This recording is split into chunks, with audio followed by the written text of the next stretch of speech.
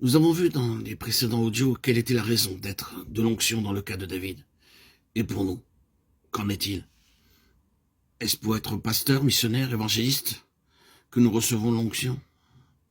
Est-ce la fonction que l'Esprit a en vue? Veut-il faire de nous des unités détachées, indépendantes, ayant leur fin en elles-mêmes?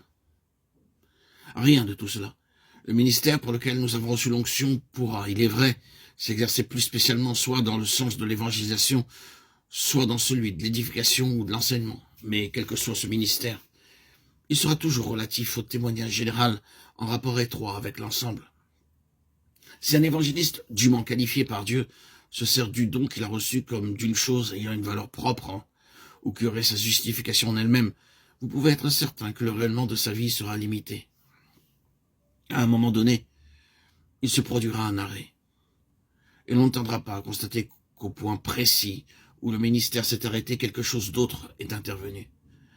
Et tous ceux qui ont des yeux pour voir diront « Quel dommage qu'un ministère comme celui-là n'ait pas pu donner son plein. » Il semblait pourtant que Dieu avait quelque chose de plus en vue pour lui. La manière dont on conçoit l'évangélisation aujourd'hui n'est certainement pas étrangère à ces tragédies-là.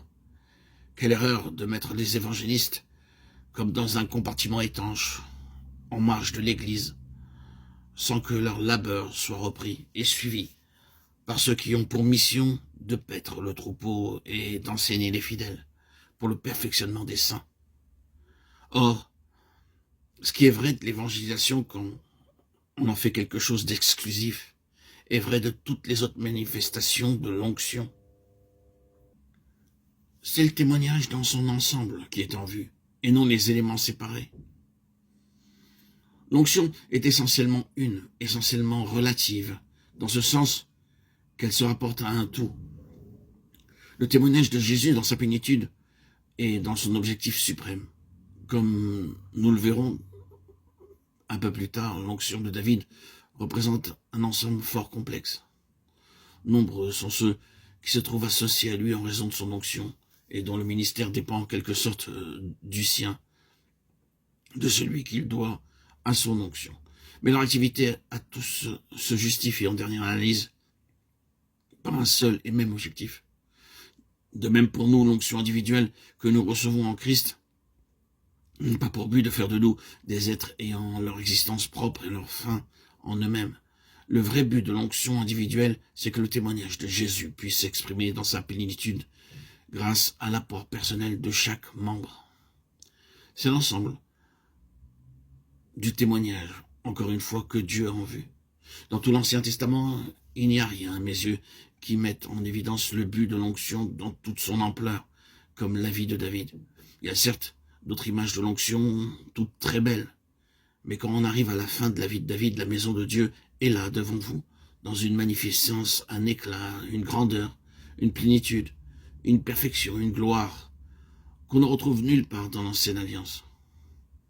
Plus tard, quand on voudra parler de la gloire d'Israël à son apogée, c'est toujours à cette période-là qu'on fera allusion.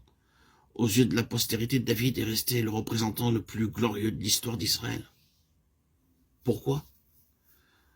À cause de ce qui distingue sa vie de toutes les autres. Ce qui met sur sa carrière une empreinte toute particulière, c'est la place qu'il fait à la maison de Dieu. C'est son souci de l'avoir mise sur pied d'une façon qui soit absolument conforme à la pensée divine. Ce qu'il veut, c'est voir l'arche du témoignage parvenir enfin à sa destination définitive, à son lieu de repos. C'est pour mener à chef cette entreprise-là qu'il reçut l'onction. Or, David appartient à l'ancienne alliance. Il n'est qu'un type de Seigneur, du Seigneur, Jésus, de loin, par excellence. Si nous avons part, nous, à l'onction de notre Maître, c'est pour pouvoir contribuer à la manifestation universelle de sa gloire. Le voilà le but de l'onction, le témoignage de Jésus dans sa plénitude. C'est à la plénitude du témoignage que l'onction se rapporte.